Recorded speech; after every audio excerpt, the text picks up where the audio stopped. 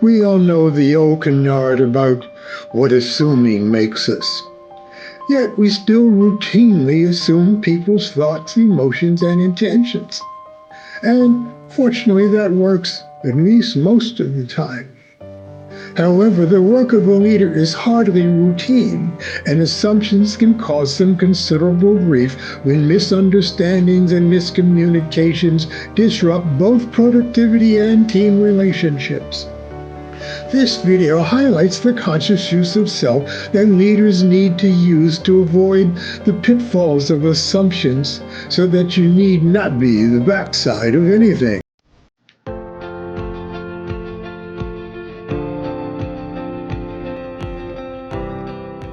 Hello, I'm Dr. Michael Broom, CEO of the Center for Human Systems. Welcome to my videos. The antidote to assuming is assuring that the information we use to guide our thoughts and make decisions is both sound and current. This applies particularly to the big decisions that can lead projects astray and seemingly little ones that tend to build up until they too cause major breakdowns. Errors from assuming takes two forms: assuming that our assumptions are sound and current, and not offering enough sound and current data. A TV general manager recently asked me to help resolve a long-standing conflict between his news director and her subordinate production manager. The news director said that the production manager was incompetent and wanted to fire him. The production manager believed that the news director simply didn't like him because he was a union steward. As I worked with each individually, I could see that communications between the two had consisted mostly of justifying their positions and blaming each other. Both were adamant that their assessment of each other was correct. Both had fallen into the trap of trusting their assumptions. Neither, on their own, saw the need to seek sound and current data because they trusted that their assumptions to be just that.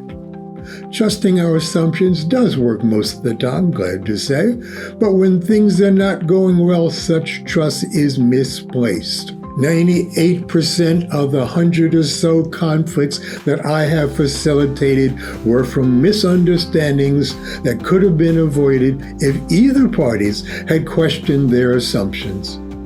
At the TV station, neither party was offering sound and current data nor seeking sound and current data. If either had done so, the conflict could possibly have been resolved very quickly and things could have moved on. However, it wasn't until the general manager got me involved that they could see the host of assumptions that they had made about each other, very few of which were accurate.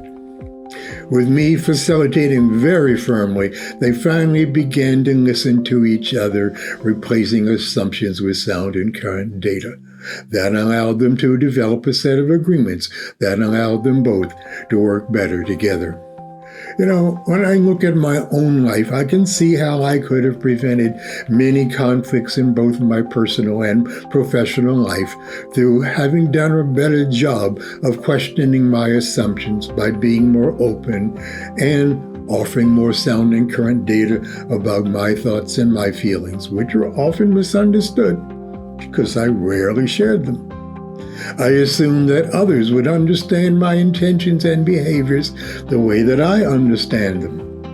As a leader, anytime you notice that a potential conflict with someone may be brewing, check to see if you have sound and current data about the intentions of the other person, and check your intentions as well. And check to see that you have been sufficiently open about what's going on with you. If you notice a conflict brewing among your people, suggest, or rather insist, that they check for sound and current data with each other. Like our TV station combatants, our need for us to be right or our need to be liked and approved of often impedes our ability to seek sound and current data. That, coupled with the seduction of our assumptions often being on target, getting ourselves to check for sound and current data is not easy. Still, the price of operating with insufficient and inaccurate information is often the disruption of both productivity and team relationships. It took some work, but at the TV station, the two folks involved were able to create an environment of openness, straight talk, truth, and honesty. But they were only able to do that through agreeing to check with each other before trusting their assumptions and interpretations about what was going on with the other. And of course, they agreed to be more open about themselves. Committing to optimize our use of sound and current data is not easy. As mentioned, our assumptions are mostly correct during the routine activities of our days. That lulls us into unthinkingly trusting them during our more important activities. To avoid that pitfall, take some time checking how many of the upsets you have experienced throughout your life stem from not seeking sound and current data or not offering sound and current data. That may bring home to you the frequency and extent of the upsets that assumptions can cause. That awareness gives us the opportunity to intentionally and deliberately choose when to prioritize checking for and offering sound and current data. Even then, don't trust yourself. Recruit a support system of people you trust to pull your coattail when they think you might be making a backside of yourself. I hope you enjoyed this video, got something from it. If so, like it and subscribe. See you next time. Bye now.